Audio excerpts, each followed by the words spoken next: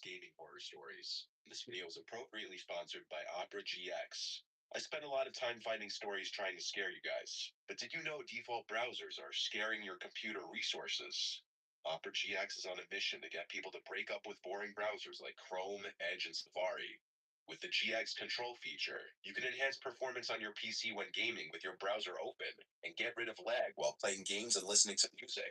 Perfect for when you want to keep a bunch of tabs open to not lose them, but you don't want your browser to hurt your gaming performance. The panel lets users limit the amount of CPU or RAM they're willing to let their browser use. My personal favorite feature is GX Mods. Opera GX offers you a lot of customization.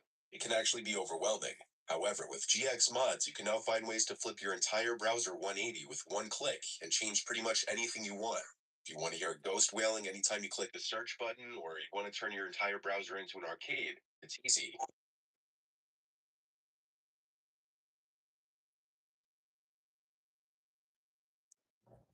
Choose one of the many mods already added to the browser, or create a completely new one that suits you best. Opera GX is also equipped with an import tool that allows you to quickly import all your settings from your previous browser to Opera GX, like browsing history, bookmarks, and cookies. It's also compatible with every Google Chrome extension. So while classic horror movie tropes like running upstairs when chased are pretty boring, cliche, and worn out, that doesn't mean your browser has to be too. So if you're interested, use my link below to download Opera GX today.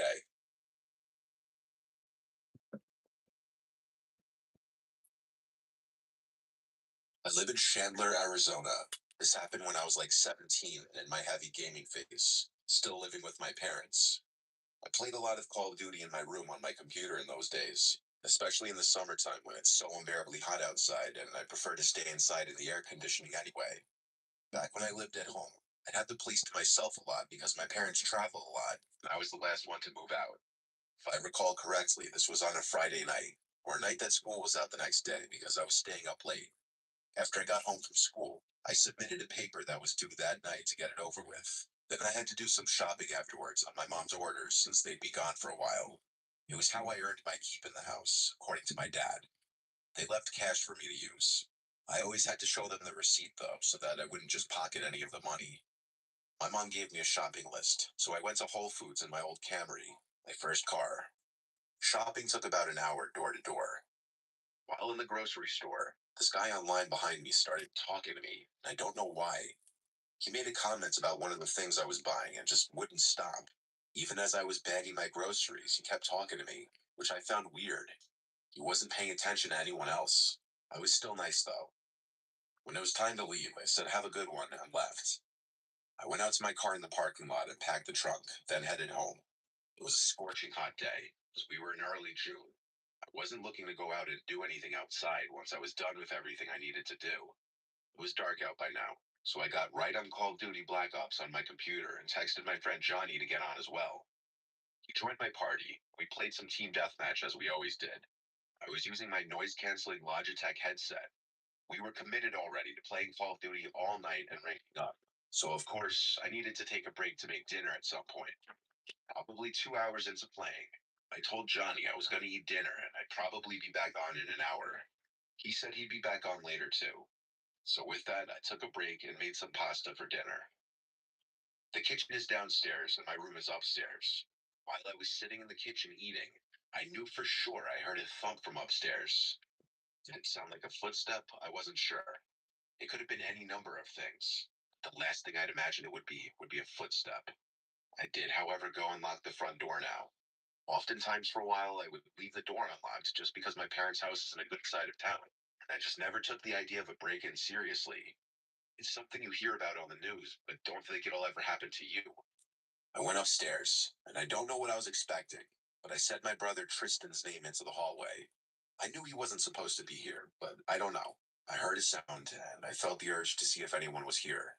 When no one answered back, I went back to my room and got back on Call of Duty.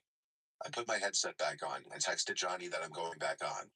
Shortly after he came back on, we started playing Team Deathmatch again. A couple games in, I looked to my left at the doorway of my room into the hallway. I don't know if something in my peripheral vision or some other sense felt something there, but I would leave the door open when I was home alone, as my mom would tell me to. The hallway was dark except for the one little nightlight plugged into an outlet. My room shone blue from my wall lights. Some of the blue poured into the part of the hallway closest to my room. In between the crack of the door was total blackness. I couldn't see through it. I didn't think anything of it. After our next game, Johnny said he was taking a leak and walked away while we were in the lobby. I looked at my phone, then looked back out to the hallway. I noticed something was different. Now I could see through the crack of the door into the hallway. My first thought was someone blocking it just minutes ago? By instinct, I spun my chair around to face the bed behind me. There was a man sitting on my bed, his freakishly upright posture, and his hands resting on his thighs. He almost looked to be smiling. I was so alarmed I jumped out of my seat onto the desk and crawled onto the desk, causing my monitor and basically everything else to fall off of it. I screamed, "What do you want?" He started to actually smile now, showing his teeth, like he was laughing. I ran out of the room into the hallway. I stopped halfway down the hallway and looked back at my bedroom door. I heard the springs of my bed lifting, and then the guy slowly walked into the doorway and stopped. He stood there. I once again yelled, "What do you want?" He then spoke in a stuttered, slow voice, asking if he could play too. I asked, "How did you get in here?" A few steps forward and pointed down the stairs. I assumed he was implying he entered through the front door. I was at a loss for what to do, so I ran down the stairs to the landline phone, as my cell phone was still in my room. I grabbed the phone and a kitchen knife and screamed, "You need to leave, I'm calling 911." I heard footsteps walking down the steps. The last time I saw the guy was when he walked past the kitchen, looked at me, and I heard him walking out the front door. I ran to slam it shut and lock it. For the first time ever, I was ashamed of myself for leaving the door completely unlocked. I held the phone for a few minutes, deciding whether to tell my parents. Ultimately, I did.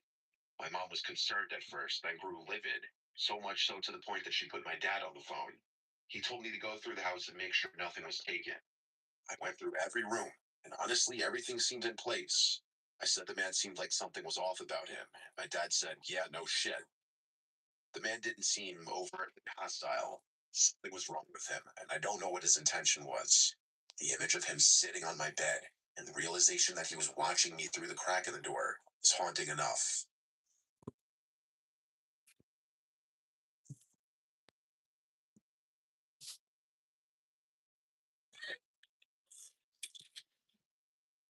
My night in school, in high school, talking about psychology. That's a lot. I wasn't shy in general. I had friends that did normal things an eighth grader would do. I just had never kissed a girl or anything. Some of my friends at the time claimed they'd already got during the time. This feel pressure. I had a stiff thing about the girls that way. Mentality went from boys making fun of girls to suddenly liking them in a matter of like a year. I was a pretty big gamer in middle school and early high school.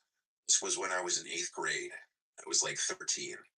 My voice was still probably a bit prepubescent sounding. It was 2010. I played a lot of console games and computer MMORPG games.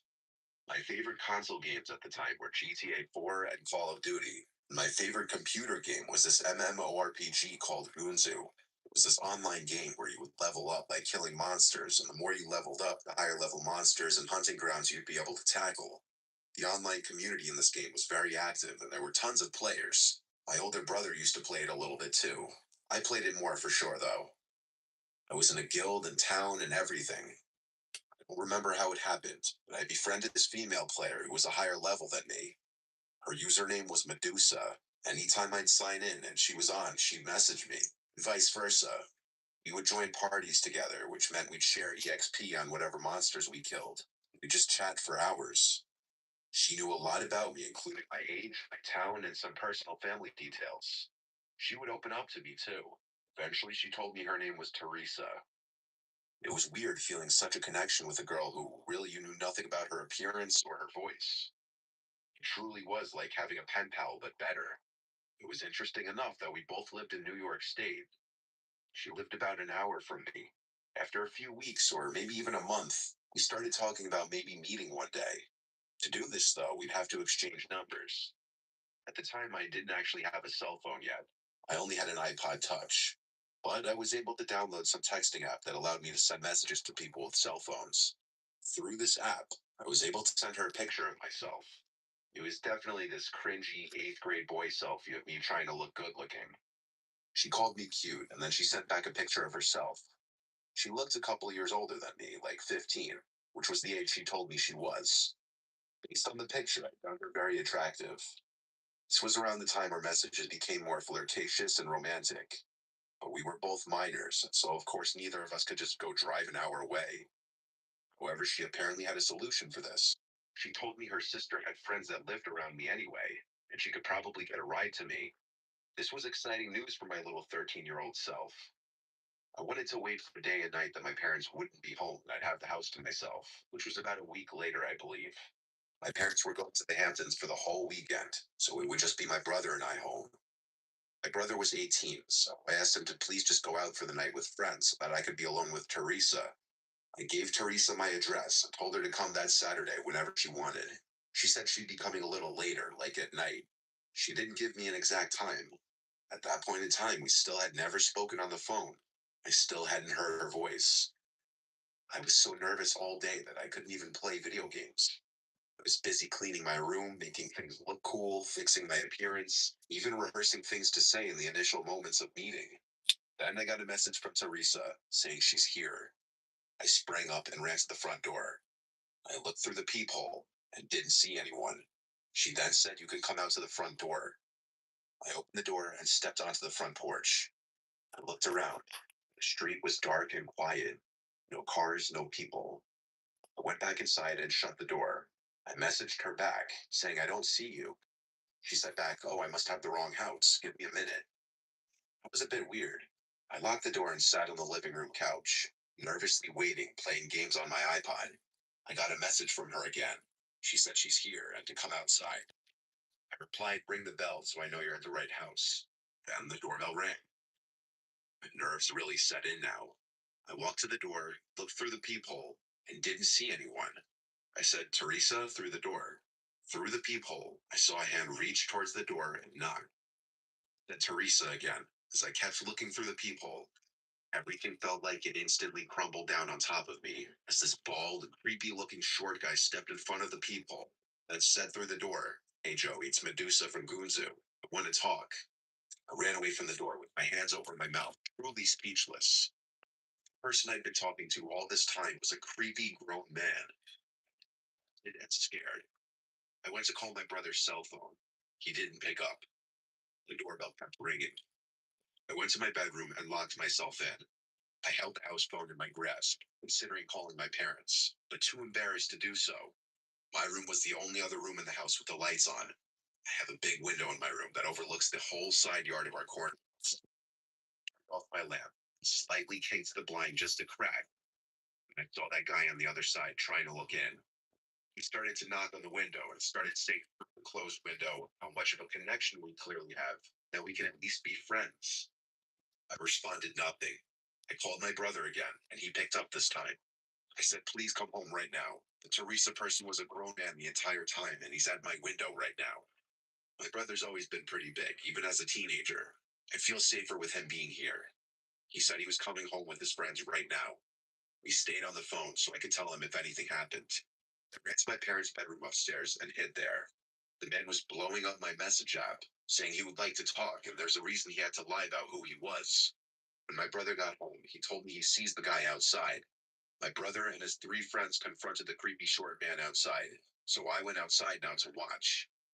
The four of them intimidated the man, calling him a sick fuck and such. The man's defense was that he was concerned for my well being, inviting strangers from online over, and that this was supposed to be a learning lesson. I refuted this claim by asking him why he would say that we could be good friends at my window. When my brother and his friends started pushing the man, he started quickly walking to his car. My brother kicked the guy's taillight, while one of his friends threw a rock at his window. He sped off down the road to never be seen again. This was humiliating and disturbing, but at the same time, I was really grateful of my brother and his friends to come to my aid. They potentially saved me from a seriously sick creep breaking into the house. It's still painful and uncomfortable, realizing all that time I spent opening up to who I thought was a girl my own age on a game was some creepy grown man with a different agenda.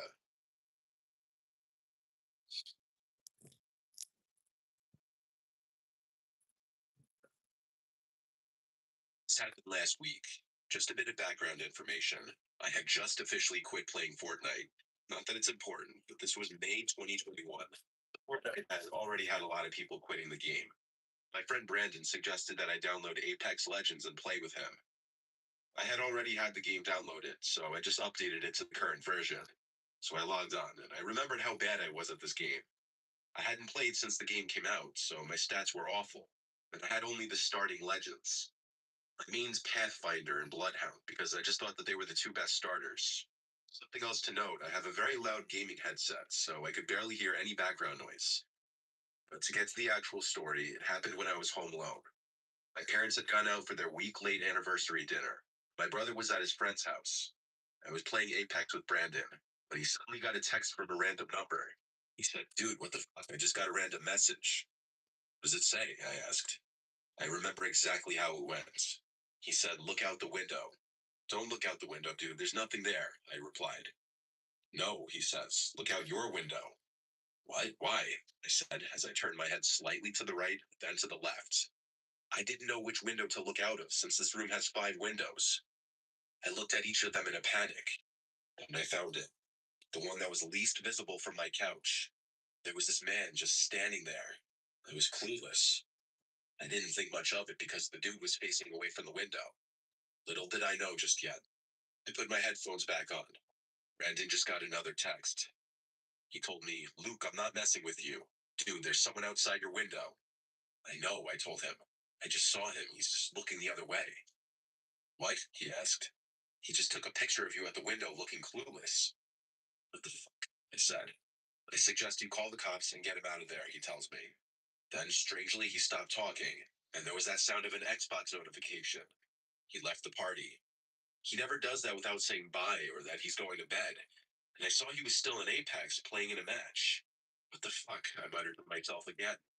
Eventually, I got a party invitation from Brandon. They asked what happened. Next thing I know, there was a deeper voice than Brandon's on the mic. I remember in every little detail what it said.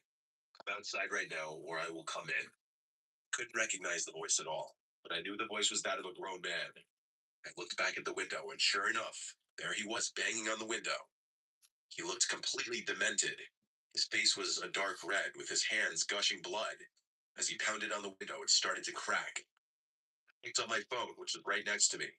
I was horrified to see it was at 1%, basically out of battery. I kept saying, "Oh shit," over and over. Put my phone to my ear and mouthed the words, "There's a man trying to break into my house. His face is dark red and his hands are bleeding."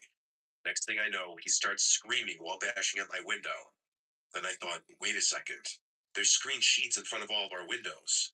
So how, if he never cut it, was he already at the glass? It took too much time to think. Finally, a shard of glass falls to the ground. A hole large enough for me to shout through opens up. I screamed, "Go the fuck away before the cops get here, you son of a bitch." I used too much breath on those words. Another shard falls, then another. I went to get a large knife from the knife block we have in the kitchen, and I returned to where the man was breaking the window. There was already a hole big enough for him to crawl through. He had already started. I ran back to the kitchen and grabbed the cordless phone, ran upstairs and dialed 911. I told them the exact words that I mouthed on my cell phone earlier, along with the fact that he was now inside my home. Unfortunately, the only doors with locks upstairs are the bathrooms. So, thinking on my feet, I went into my parents' room, into that bathroom, and locked the door. At that moment, Was thinking I was being smart because I left the bedroom door wide open, and the bathroom door that's actually inside the bedroom is not visible from the bedroom door.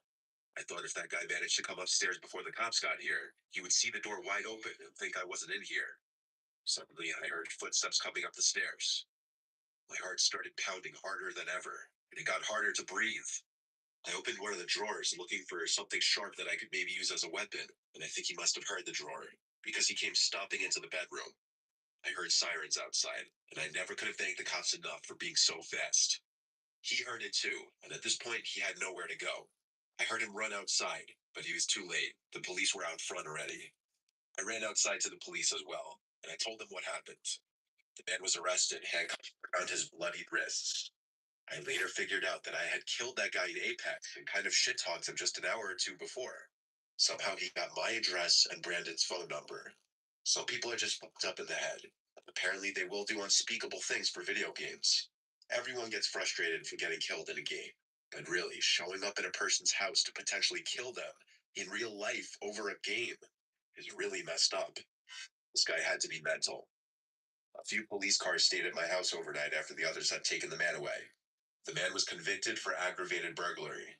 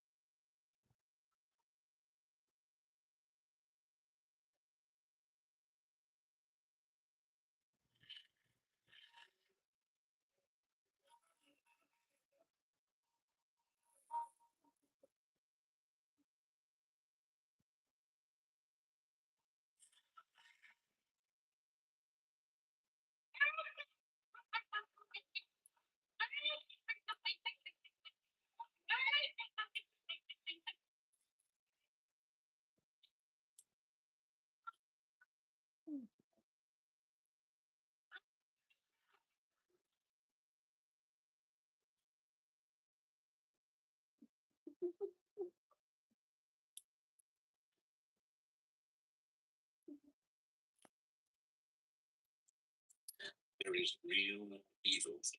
It lurks in the darkest shadows and in our most ordinary town.